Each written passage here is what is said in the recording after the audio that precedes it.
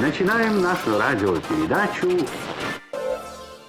Друзья, всем привет! Это третье видео из рубрики «Исправление арта». Здесь я обычно беру какую-нибудь старую картинку, делаю исправление, дополнение, иногда полную переработку. Вот как, кстати, в данном случае. Конечный вариант будет совершенно не похож на то, что здесь есть изначально. Но при этом вся структура, вся композиция останется такой же, какая она есть. То есть два зомбака, такой вот пустой осенний лес без листьев с деревьями, да, вот такая вот осенняя криповая атмосферка. Все это будет сохранено практически один в один. Кое-что нужно будет изменить, дополнить, добавить, потому что имеются некоторые проблемы с детализацией и так далее. Эта картинка была мной нарисована в 2006 году, то есть почти 20 лет назад. И это были времена квадратных мониторов. То, о чем многие сегодня и не знают, и не слышали, да? Картинка имеет разрешение 600 на 390, и 600 по вертикали в те времена считалось нормальным для картинок в интернете. То есть многие так рисовали, на арт-форумах выкладывались картинки примерно в таком разрешении, и когда еще не было Full HD, это была обыденность, это было вполне себе приемлемо. Поэтому на этой картинке присутствует некоторая замыленность, просто она увеличена в размер. В конечном результате все будет четко. Скажу вам по секрету, картинку будет практически не узнать, но традиционно я сохраняю концепцию, то есть все должно быть на своих местах, как было изначально. Если только критически не придется что-то поменять. В данном случае такого не будет. Итак, полная переработка картинки, посмотрим, что здесь меняется по шагам. Я здесь начинаю с коррекции поз в первую очередь, и она влечет за собой некоторые корректировки форм. После того, как это сделано, я считаю, что необходимо добавить каких-нибудь деталей, да, потому что просто зомби без верхней одежды — это недостаточно концептуально проработанный момент. Я решаю немножко проработать весь сеттинг. То есть, где находятся эти два товарища. Допустим, что этот пустой лес находится где-то за городом, да, в небольшом пригороде. И, допустим, там рядом с трассой есть небольшая заправка, и пускай эти два товарища во время зомби-апокалипсиса будут работниками этой заправки. Им необходима соответствующая униформа, да. Я решаю добавить вот такие вот небольшие комбинезончики одному и второму. Ну и опять же, при наложении вот этих вот новых вещей я немножко добавляю различные детали и аспекты в их формах.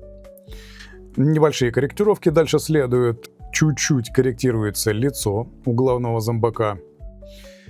Ну и, соответственно, тени. Все это тоже подлежит корректировкам. У главного зомби чуть-чуть меняется лицо. Здесь добавляются некоторые детали, которые характерны для зомбаков. То есть жилы, например, которые отчетливо видны. Где-то что-то разъедено, где-то что-то деформировано и так далее. В общем, здесь идет работа над подмалевком. Digital, он позволяет заняться такой вот проработкой и позже уже на основе этого либо где-то что-то полностью на основе подмалевка переделать, либо просто продолжать. Вот, например, в данном случае зомби я как начал переделывать, так я их и оставлю. Вот, кстати, сейчас мы видим, произошло некоторое затенение, то есть нижняя часть картинки дополнительным слоем была чуть-чуть затенена. И другие части после подмалевка можно полностью сверху перерисовывать. Например, вот как сейчас фон. Я сейчас начну заниматься фоном. Видите, зомби закрашиваются, вырастает дерево посередине. Просто на самом деле отключается один из слоев и начинается проработка фона. Фон я прорабатываю полностью с нуля заново. Сначала я добавляю деревья второго плана, видите, где-то я их копирую, нарисую, копирую и так далее, деформирую немножко. И я также делаю их размытыми, потому что деревья, которые на втором плане, они не так важны, как деревья на первом. Вот это вот деревья на первом, начинаем их прорисовывать. Они будут обладать четкостью для основного, скажем, плана деревьев. Где-то я включаю обратно зомбаков, чтобы смотреть, чтобы все это соответствовало по композиции. И дальше, после того, как деревья размечены, определены, нужно это согласовать по цвету, чтобы деревья никак не вываливались, не были грязными, например, как это было изначально в данном случае. И я их соотношу с цветом воздушной перспективы в данном случае, которая не синяя, как это новичкам рассказывают, да? Воздушная перспектива, она зависит от того, какой цвет преобладает вдали объектов. После того, как я более-менее разобрался с деревьями, я добавляю вот этих вот птичек наверху, которые той же, в общем-то, в тех же позициях были изначально.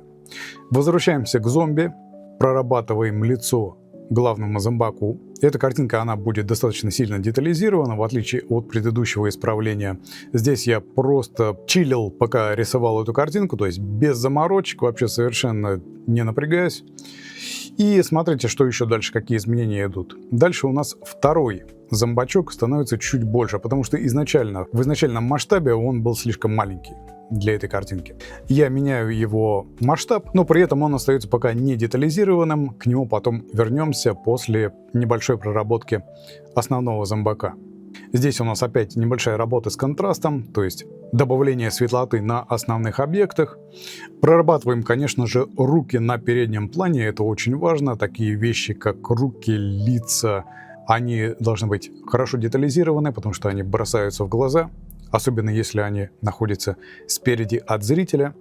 Ну и прорабатываем также все остальные, подтягиваем их к детализации того, что мы уже сделали до этого. Теперь переходим к работе над вторым зомбаком. Долгое время он оставался не детализированным, но сейчас будет основная работа с ним. И опять же, видите, я переключаюсь на первого, на второго, на первого, на второго. Потому что на первом кое-где я вижу, что можно добавить еще деталей, можно еще что-то поменять, и я это делаю. Видите, второй зомбак.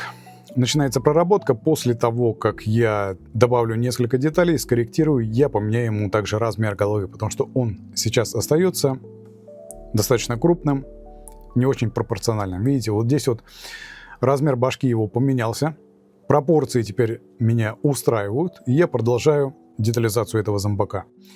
Опять же, некоторые добавления контраста, некоторые добавления затенения снизу. Затенение снизу — это вообще классика, да? Во многих работах вы можете такое видеть. Проработка рук на втором зомбаке. В принципе, у меня не возникает проблем для того, чтобы все это быстро задетализировать. Кто-то боится, не знаю, детализации рук. Вообще рисовать руки боятся. И это, я вам скажу, совершенно неприемлемо. На картинке не должно быть таких аспектов, которые вы боялись бы рисовать. Все должно быть вам подвластно. Любой пиксель в любом месте вы должны знать, как правильно изменить, как правильно его прорисовать. Дальше теперь уже идут затенения на деталях. На деталях таких, как руки, какие-то мышцы небольшие на руках. Все это корректируется уже на этапах, которые ближе к финалу. Опять у нас добавление контраста, опять у нас тут работает такими вещами, как свечение, светлота и так далее. Во время работы постоянно идет корректировка таких вот больших тоновых соотношений. То есть мы следим не только за правильным расположением света тени, но также и контраст должен быть уместным, скажем так. Дальше, после того, как я проработал штаны второму зомбаку, я решаю, что вот это место, вот здесь вот, где бачок у первого зомби, где у него, может быть, где-то проглядываются ребра, его необходимо тоже проработать. Потому что при увеличении картинки на весь экран видно, что эта область остается еще плоской достаточно, да? То есть нет там деталей и так далее. Вместе с этим бачком я чуть-чуть детализирую плечо. Плечо у нас округлое.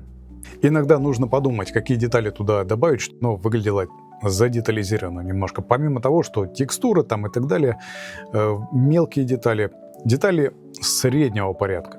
Детали среднего порядка также важны. Вот, после всего этого, в принципе, мы приходим к финалу. Последним изменением на зомбаке была вот эта вот область, где у него отсутствует кожа, проглядывается то, что под ней, и я делаю это вот таким вот образом. Появляются здесь вот такие вот остатки кожи, и в конечном итоге это место выглядит вот так вот. В итоге мы имеем вот такую вот переделку. Это то, что было до, и хоп, то, что получилось после тотальной переделки этой картинки. Как я уже сказал, впечатление от картинки меняется очень сильно. Здесь совершенно другой контраст, здесь более детально проработанные вот эти вот персонажи, улучшенный фон по сравнению с тем, что был до этого. Посмотрите на все вот эти вот рандомные веточки, которые были выполнены быстрыми мазками на еще тогда дешевых планшетах. Тогда еще и не только мониторы, кстати, были квадратные, тогда еще и планшеты были Genius популярны, да, то есть были две основных компании, это Genius и Wacom.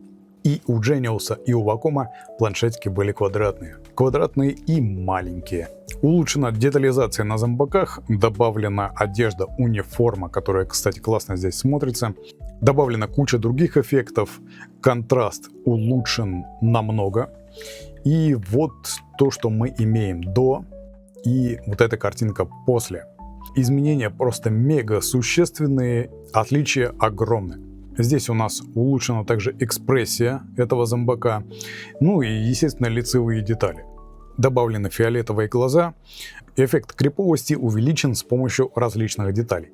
В изначальном варианте, если я вам увеличу, вы увидите вот такой вот размыленную физиономию. И, как я вам уже говорил, для 2006 года эта картинка была вполне себе приемлема. Такие вот, друзья, улучшения. И картинок для изменений и перерисовки у меня еще огромное количество. Да, кстати, еще одна деталь.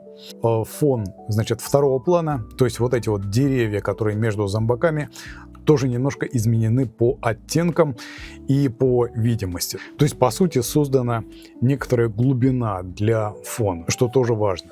На этом все. До следующих видео. Всем удачи, друзья. Благодарю всех, кто ставит лайки и подписывается. Всем покедова.